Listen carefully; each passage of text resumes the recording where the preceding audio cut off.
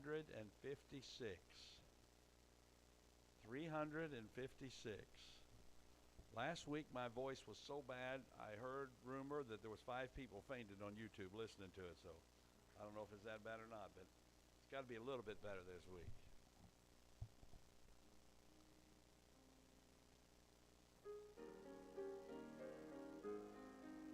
Redeemed, how I love to proclaim it, redeemed by the blood of the Lamb, redeemed through his infinite mercy, his child and forever I am. Redeemed, redeemed, redeemed by the blood of the Lamb, redeemed,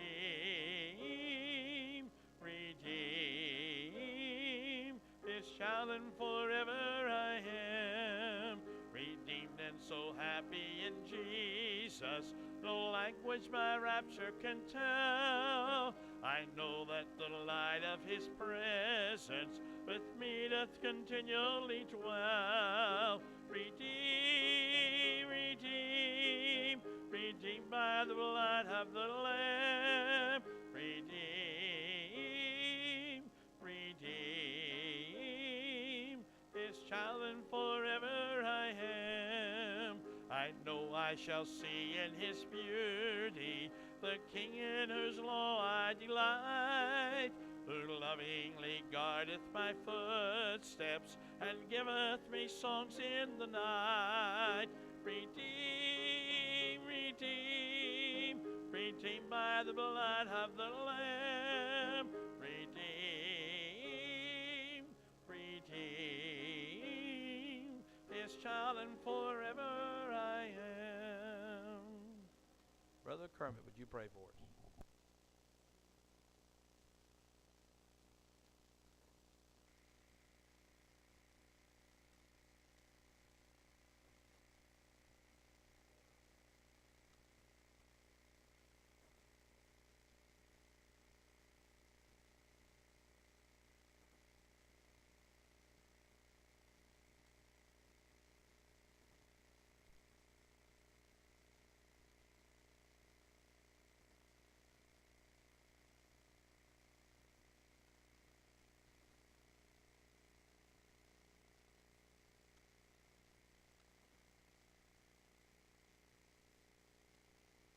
See everybody here tonight. Glad you're here with us, and weather's turning a little nicer. Every day it gets a little bit better, so we're going to get down to 18 or something again this weekend. See, that's this time of year. You think spring's here, and then winter hits you again. So hold off on the mushrooms, although I still have this big fake mushroom up here by Rance. I'm hanging on to it, Rance. I still got that fake mushroom. That ain't real at all.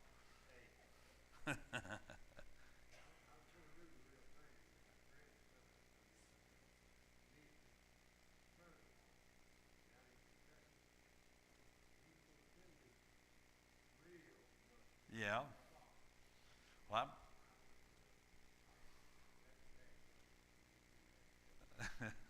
I'm sure they're getting mushrooms down south. The fellow that did our couples retreat the other day was talking about. He said a week before last when I was out mowing my yard. He lives in Murfreesboro, Tennessee, and I thought, well, there's one good thing about us being up here. We don't have to mow our yard yet, but he was mowing his a week before last. I don't know if that's the first time or not, but that's still kind of early for me. But anyhow, we're here. Good to have you with us. All kinds of things coming up. We have this Sunday, we start Sunday school everywhere in the book of Romans. If you're wondering whose class should I sit in, I'll tell you how to do it this time, because now you have before we had one teaching on something and one teaching on something else. This time everybody's teaching on the same thing. So if you go to Brad or Brian's class over there, likely they will be on the exact same verses. Now I won't be, because I can't keep up with them. I was explaining today, well, we plan on covering the first 17 verses this week. I'm probably just going to talk about verse 15 and 16 because I get to rambling on. I get to write my notes out or typing them out. I don't write them out anymore, but I type them out, and I got too much to say. So those are the important verses for me there. So I'll throw out a few other things, but then we'll just probably only cover 2 verses, but we'll try to keep up with them in several weeks. But so if you want to go to one class 1 week, go to another class another week. That's fine. Won't hurt anything. And we're all going to be on the same subject. And then you can decide if you want to come over here. Let me know. Tell them, say, listen, those two knuckleheads of yours are pathetic, and we'd rather be over here. I'll let them know that. I'll tell them, and I'll even give them your name if you want. So, but no, they do a great job. They get in there and really dig stuff out, and I try to dig some out, but I don't think I do it quite as good as they do. But that's starting this Sunday, and then we have a spring outreach starting on a Saturday the 1st, and Matthew's heading it up. He's got, I've never seen an outreach like this. You got cooks and drivers, and I don't know if anybody's got a fishing pole. I don't know what all we got, but we're going out on the 1st for that. And then, of course, the Good Friday service, we're looking forward to that. The choir will be singing, and Brother Brown will be preaching. And I told Brother Brown we're in charge, since we're in charge of the music, we're in charge of the order of service. They told me, so no, you be in charge of that. And I said, okay. I said, I'm going to leave Brother Ricky Brown here. I said, I'm going to give you 7 minutes to preach. He said, well, that's good. He said, my people only listen to me for about 5, he said. So we're looking forward to the Good Friday service. And then on Saturday, 1 million kids and adults both go down to the park, and they have a big Easter egg hunt again this year. And then we're planning for a big service. I think we're going to try to have some flyers to go out on the 1st when we go out to let people know. Some people will come to Easter Sunday that won't come to anything else all year. They may come to Christmas, and they may come to Easter Sunday. So what do we do with those people? Try to talk to them on Easter Sunday. And sooner or later, some of them will come in and say, you know what? People down there at church are not so bad, and they're pretty friendly folk, and they're not as off color as I thought they was and far out. So maybe we'll go back. And sometimes people come back, and it takes a while. So you be praying, and if you can go and help us, we would sure appreciate that.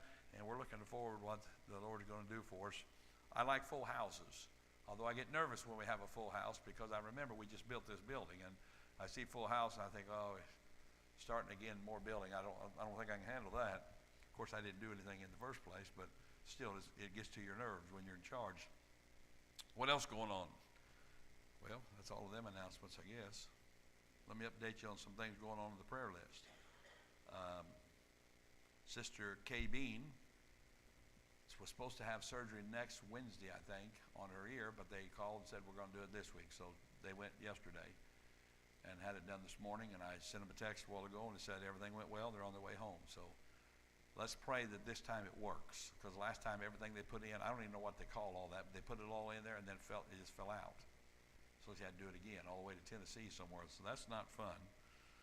And so let's pray that it works this time, and things go well for them. And then in the meantime, Jeff's mom has only been given a few days to live.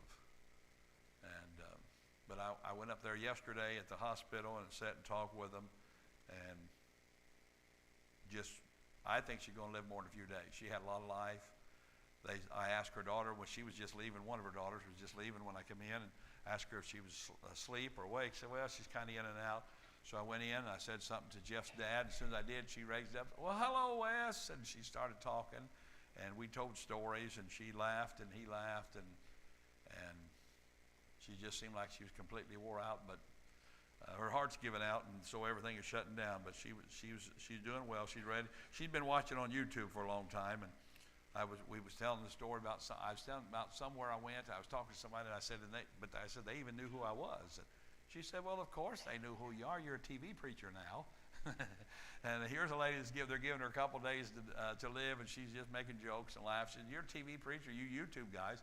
I asked her, I said, well, has my makeup been all right? Yeah, she said, a little shiny on the head sometimes, but you're doing all right. So that was, I don't know if I was an encouragement to them, but it was encouragement to me to see people. And they've been married, I think, 64 years, something like that. 63. They was married in 59, so it'll be 63 years. So continue to pray for that family, the Bean family. And then Karen McKee's, her sister, I've not talked to her this week, but they're only giving her a couple weeks, and Karen's been up there with her. They're not giving her long to live either. So they're going through that. And then I've not talked to Mr. Pitts this week. I know, as I said, I don't know how he's going to do with his treatments, because the one they would like to do has not been FDA approved. What he is taking, he says, is only kind of holding it still, but it's not stopping it. So I just suggested you just, in a way it's an answer to prayer, because he said I didn't want to have to make all the decisions. They're kind of being made for me this way. But so I suggest you just do what you can do.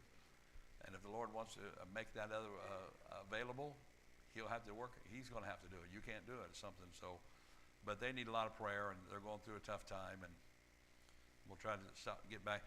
I don't know the right days to stop and see him, because I know a lot of things going on, and it's not like he gets up and goes places, but he gets to go to the hospital. So it's good to know that you got church family praying for you, though. That does help. See what else I got going on that I remember. That's all I got written down right up here. I might have left some in my office. What else going on back here?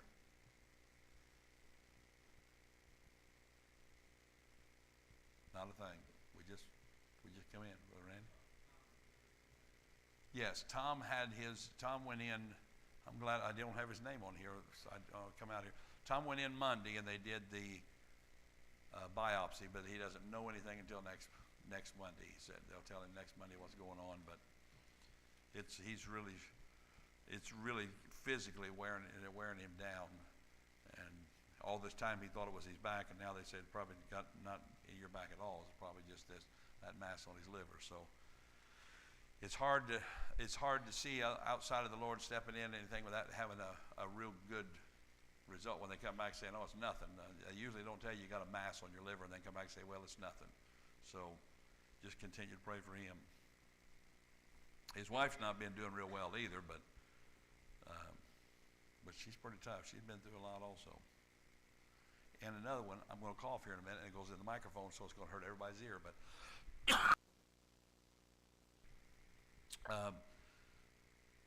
Jessica Taylor, Dale Taylor, we need to get to know everybody's name. So when I say their name, I'm trying to give a picture. But they live right down the road. He comes and the kids come to school here. Anyhow, Sunday, she was not feeling well, and she got worse, and he took her to the hospital, and they ran some tests, and they called him Sunday night. I think they told him that she has had a stroke at one time or another. Well, then Monday, when they went back in on Monday to talk to some doctors, they said, "Well, no, you didn't have a stroke. What she's got is there's some kind of fluid that's running around, I don't know, somewhere in her brain cavity. It's not supposed to be there, but it's not blood, so they said it's not a stroke. It's possible because they had a real bad wreck a few months back, and it's possible that it's something from that, but there is problems because of it." So they're still getting tests run and trying to figure out what she's been having. Awful bad migraine headaches and things like that, and didn't know why. And I could see it just in her moods. It just looks like she's really down, and she wasn't like that before. And it's been really, all of that's happened since they had that wreck, so I think it is related. But I'm not a doctor, believe it or not. I have stayed at Holiday Inn Express, but I'm not a doctor. But I do know some things about it. So continue to pray for the Taylor family. What else going on?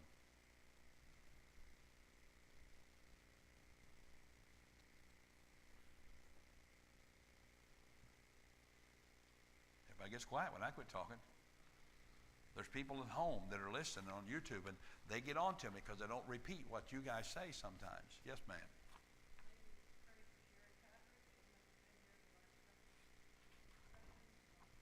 Yeah. Okay.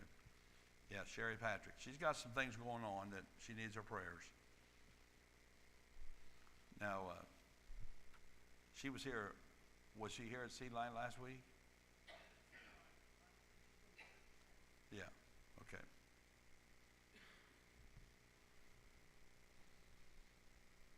Speaking of Seed Line, we will be here tomorrow night too. If you want to come, put together some Bibles. If you're not sure what that is, I'll show you again. I got an easier copy tonight. You have two of these things like this. You take one, put it in the other, hand it to somebody else, or set it down and get your cookie. Now, you don't have to do it that order. That's just the way I do it. After about 25 cookies, I'm feeling pretty good too, I'll tell you that. But yeah, if you want to come join us sometime, you're always welcome to come do that. And it's a good evening. Not hard work. It probably is for some of them, but it's not for a lot of us. And so you're welcome to do that. That's it. Nobody's got anything else. I'm going to start in preaching. And we'll come back to our prayer list here in a little bit. If you got your Bibles open to John chapter number 5 tonight. John chapter number 5.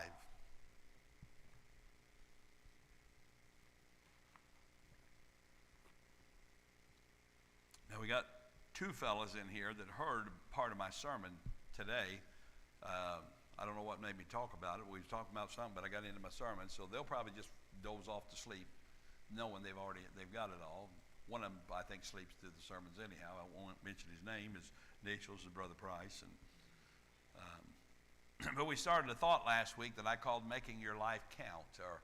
In that first sermon, we were over in the book of Jeremiah, and we took a look at what it takes to make God first in our life. And really not intending to, I'm preaching along the same lines on Sunday morning, and it wasn't my intent, that just sort of the way that things worked out that I had.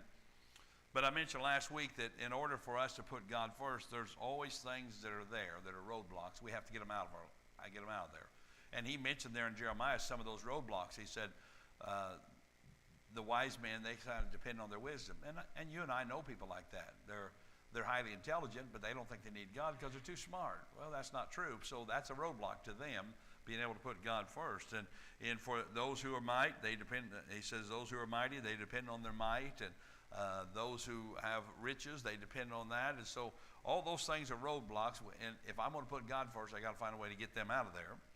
And then he tells us we need to know and understand him. And what that requires is I'm going to have to get in the Bible. And it's good to come to a class like this and have folks teach and listen and understand that. But I'll tell you, the best thing to do is just sit down and read and ask God to help you with some things. And if you don't understand things, come by. I've probably got a book in my library here or over at the other building on something that if you got a question about, it's probably there. And ask questions. I don't usually try to answer questions immediately when someone asks them, thinking I might say something that's wrong, so I want to make sure I got the right answer. But sometimes I can do that, and others can. And so ask questions, because God wants us to know him. He wants us to understand. So you do that by studying. You do that by reading. You do that by asking questions. And then finally, I mentioned that God, using these verses there in Jeremiah, he wants us to distinguish between what he's doing in the world and what Satan's doing. Because for some reason, the world gives God credit for things he didn't do, and they give Satan credit for things he didn't do. And so we need to determine who it is that's doing things, and we give some examples of that. But today, I'm thinking that I got a question on my mind. And we often, I know I've said this, and I know I've heard some of you say this, a statement like this: this is probably going to be a dumb question. Will you ever say that? You ever think that? Or you ever tell somebody, this is a dumb question? Well, here's my question for tonight. Does Jesus ever ask a dumb question, a foolish question? In your life, has the Lord, have you ever had a foolish question asked of you by God? I can tell you the answer. No. He doesn't ask foolish questions. And that's important because when the verses we're going to read here in just a little bit is about a man who's a paralytic. And Jesus asked him a question that on the surface, it kind of looks like a dumb question, but I know it's not, because he doesn't ask dumb questions. And so I got to dig a little deeper and see what's going on. And so I'll give you a little background, and then we'll read the verses here in a minute. But there's a pool here near the sheep gate. If you'll remember when they rebuilt the walls and all that, they put in certain gates, and there's a pool there near the sheep gate. And the Bible tells it had 5 porches. And so I don't know exactly what it looks like, but I picture a big pool in places where an area that had a lot of shade around it, so where people could sit down or lay down or whatever. And if you read the story, you'll find that those who are there are people who's got something wrong with them. People's got infirmities.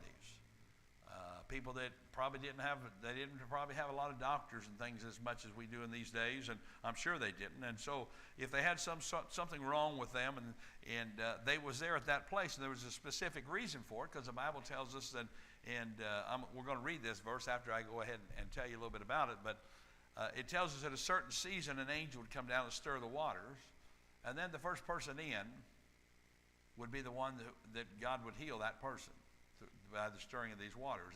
And again, my whole thought, I'm going back to last week, making the most of our life. Well, the one way to do that is I have to want to make the most of my life. And that's sort of what I'm going to get into in this story.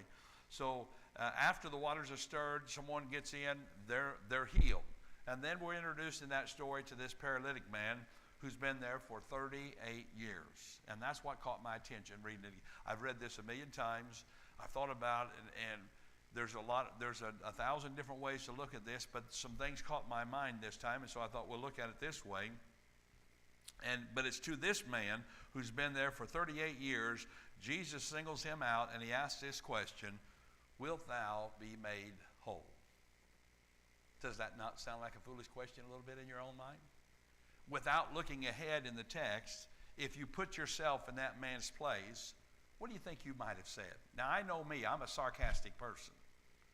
And I've been accused of being too sarcastic. In fact, I think my wife even might have told me I was too sarcastic sometimes.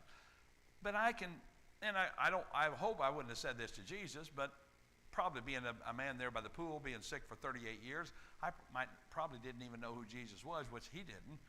And I might have said something like this when he says, wilt thou be made whole? Well, what do you think I've been here for 38 years for? Yeah, I'd like to be made whole. That would have been a type of answer I might have said, but that's not what the answer he gives.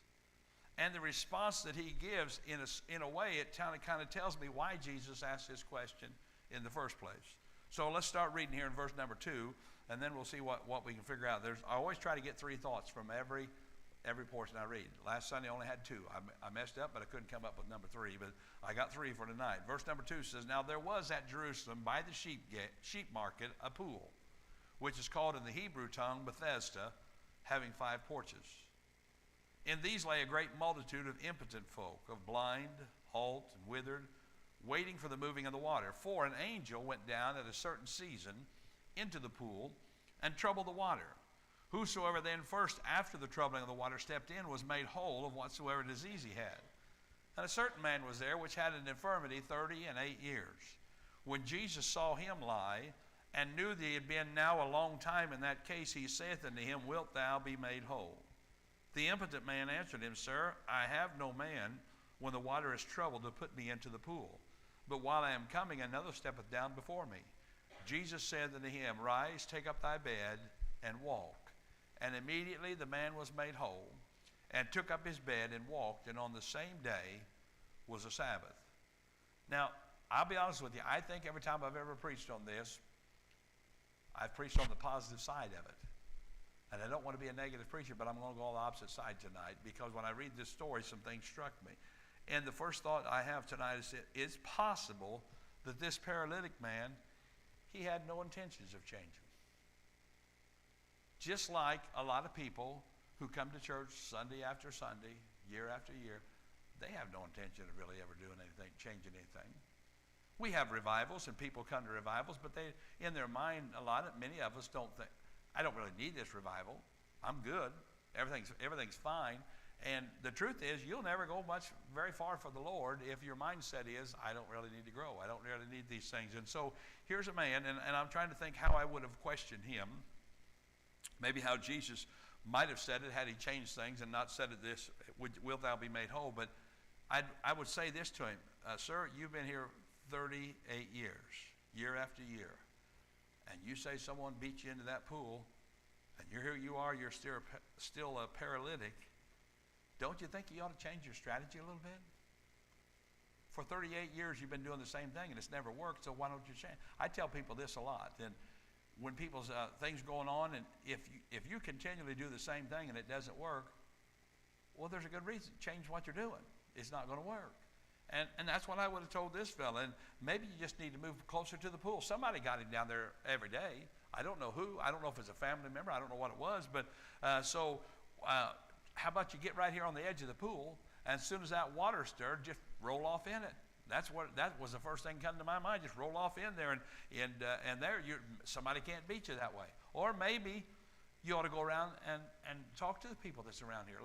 Tell them, say, listen, I know, Bill, you've been here for 10 years, And Sally, you've been here for 7 years, but I've been here 38 years. How about you guys let me go this time? And maybe that would, I don't know, but I think I'd have tried something instead of just laying there for 38 years. And maybe he could ask some relatives to take turns staying there with him so that he could be the first in the pool. But when I read the story, I'm not told that he did anything about his situation except he was just there close to the pool. And nothing changed. And Jesus' question kind of confirms that he did nothing. He says, do you want to be made whole? Is it something that, do you really want that, or are you okay? And think about this. How many people you know today that have situations that they can't do this or can't do that, but they're satisfied, especially when COVID went through and people was getting money and then they had an opportunity to go back to work? A whole lot of them said, no, that's all right. I'll just stay home. I'll just take that. So they didn't want to get well. They didn't want what was best for them.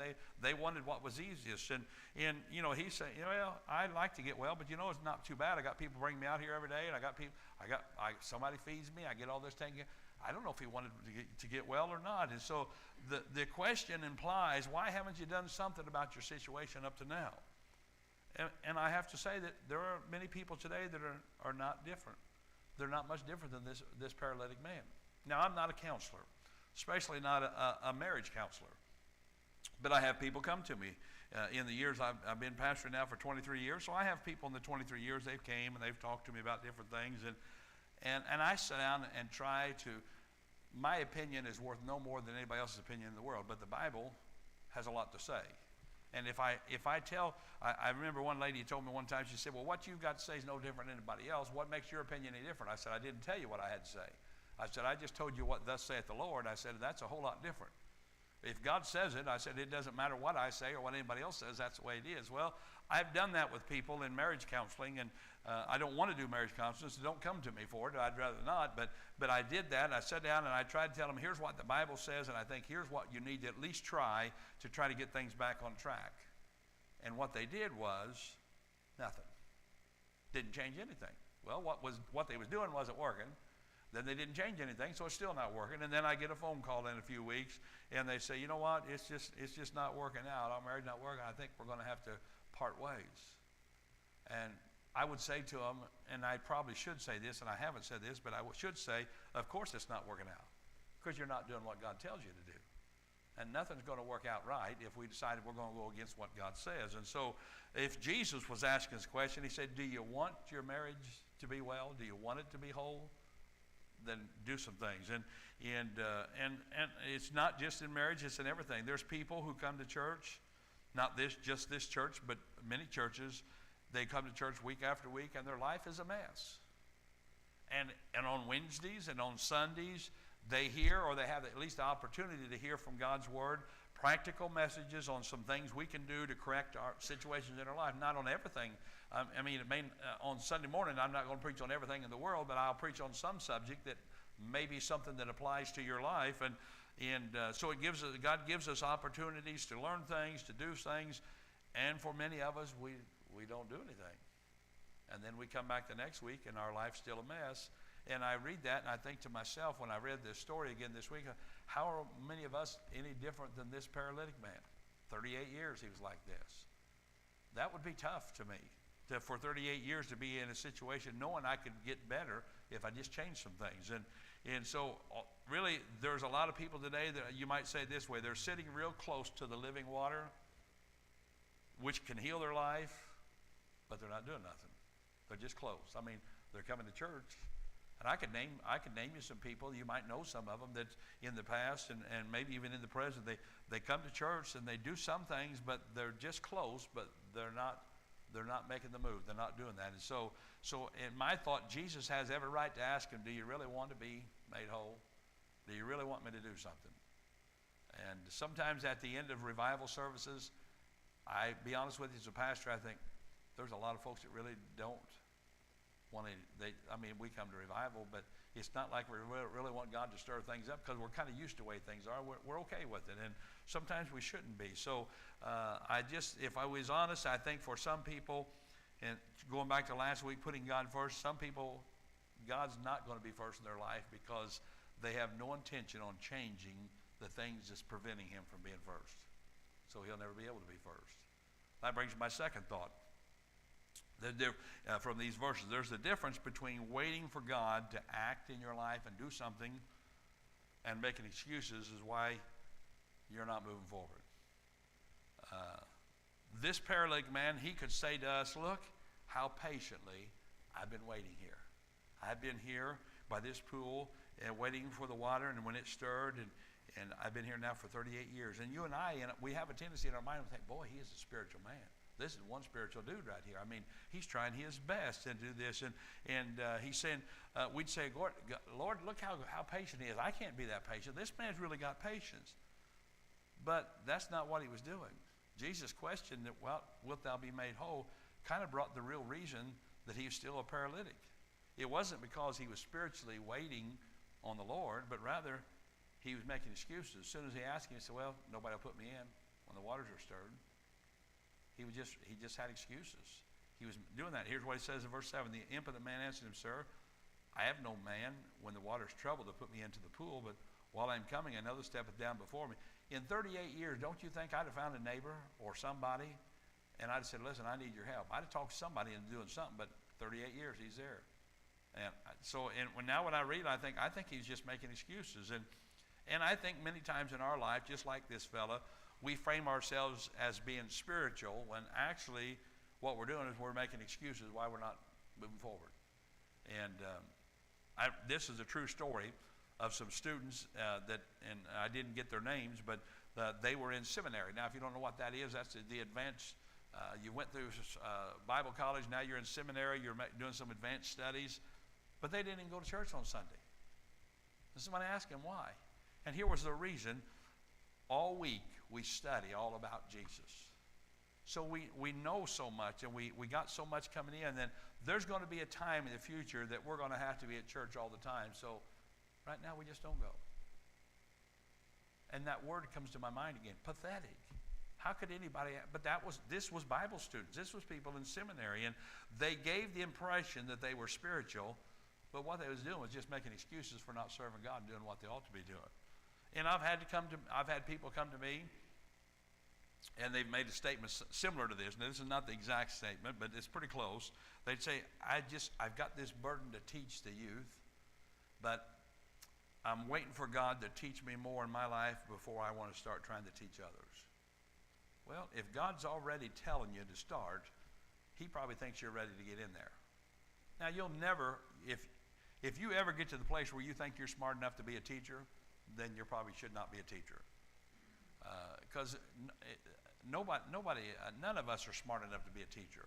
God helps us, and we have to depend on him. And so the question would be, are we really waiting on God, or are we making excuses? And I've had people make this statement: preacher, I want to tithe and I want to help support the church just as soon as God helps me to pay off my bills. Now think about that. Is that being spiritual, saying I want to support the church, or is that making excuses why I cannot give? Because the truth is, you'll never be financially well. I talk to people, and my wife and I said this when we first got married. We decided we're not going to have kids yet because we want to wait till we can afford them. And then a few years into it, we decided we're never going to be able to afford kids. Let's just go ahead and have them, figure out how to pay for them later.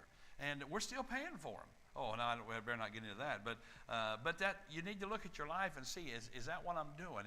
Am I framing something to make me seem spiritual when the truth is, if you break it down, I'm just making an excuse as to why I'm not moving forward.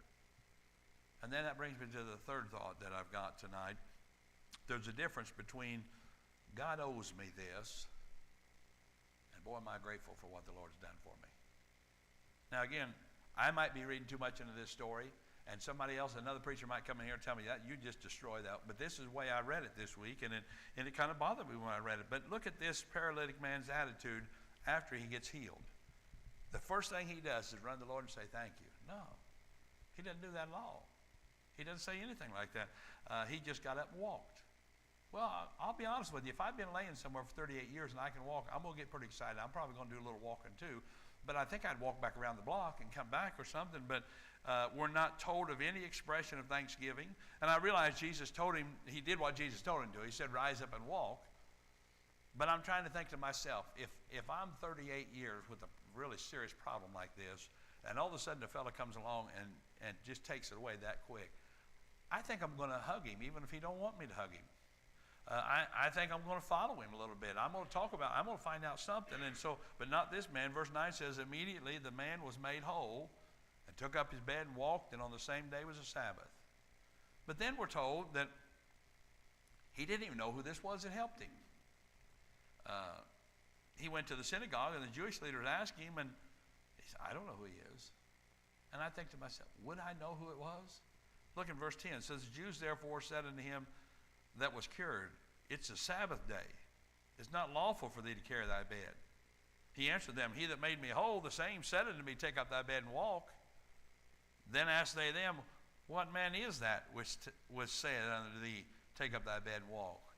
And he that was healed wist not who it was, for Jesus had conveyed himself away, a multitude being in that place. So what happened is Jesus went somewhere else because there's so many people there, he couldn't get much work done. But my thought is, if someone did something that great for you, don't you think you'd at least figure out what his name is? Don't you think you'd figure something about him?